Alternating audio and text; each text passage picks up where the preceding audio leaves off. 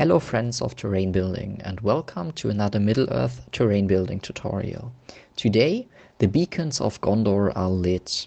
The Austrian YouTube channel Würfelorden is hosting a Gondor themed week and I wanted to contribute a tutorial while also updating my terrain table featuring the beacons. I've decided that I'd like to show you different ways to create themed terrain. I'll be showing you two different do-it-yourself options and a 3D printed version. The do-it-yourself methods involve rock sculpting using tree bark or plaster. For the 3D printed option, I received a file from Conquest Creations that I plan to print. I'll then further paint and decorate all the mountains and show you the results. Have fun with the tutorial.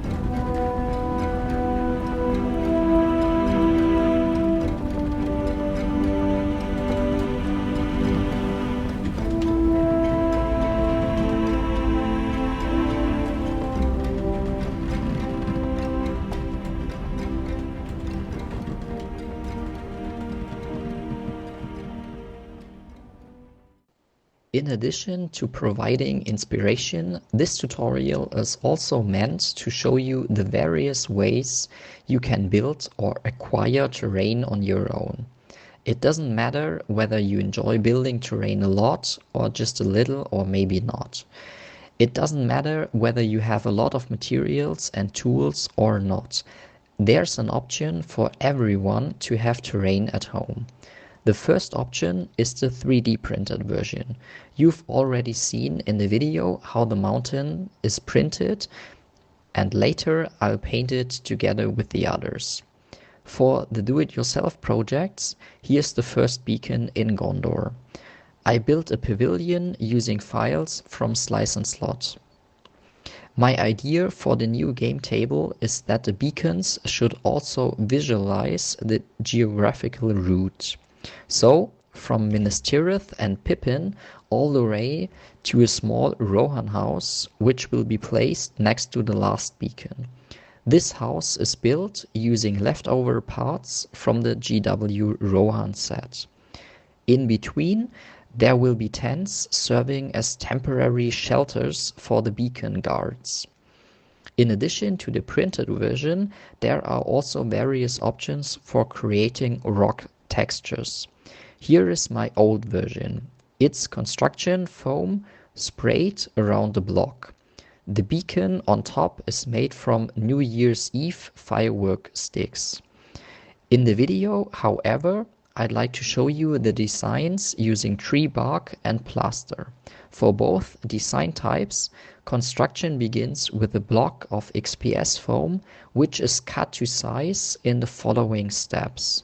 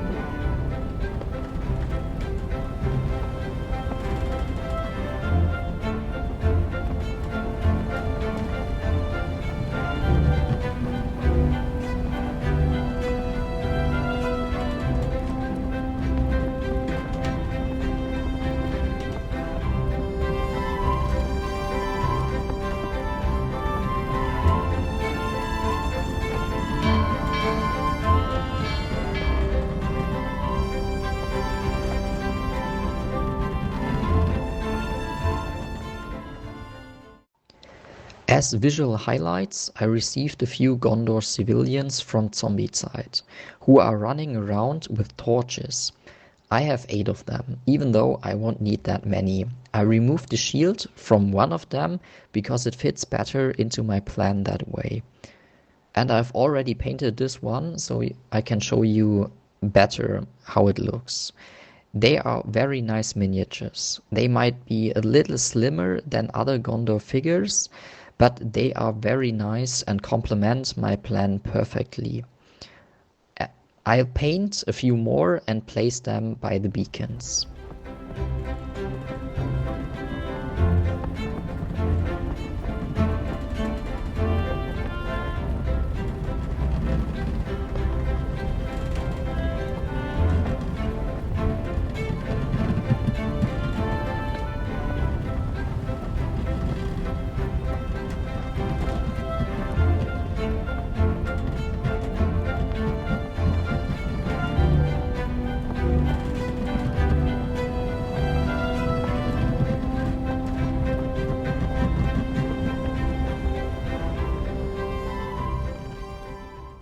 The beacons are now finished. I made the smoke with cotton wool. The cotton wool was spray primed from a further distance than normally. This creates a darker shading. To wrap things up, I'd like to start by showing you my 4 mountains made of tree bark, which will stay on my terrain table. I like the other options too, but I want everything to look consistent. The second option, using plaster, also fits in visually. It's much more material efficient. You don't have to go out and get bark. You just buy some plaster and you're ready to go. Once painted, you can hardly tell the difference, in my eyes. The third option is the 3D printed one. Especially if you don't really enjoy building terrain yourself, this option is fantastic. But there are other advantages as well. The terrain is more stable and durable. It's also less time consuming since you don't have to build it yourself. Of course, your creativity is more limited unless you want to design it yourself on the computer. And you might end up with terrain that could be exactly the same in any other location worldwide. If that doesn't bother you at all, 3D printed is a great way to get beautiful terrain easily and affordably. Finally, I'd like to show you the terrain table. It will be expanded further and supplemented with a few more rocks and mountains. Have fun with it and see you in the next tutorial.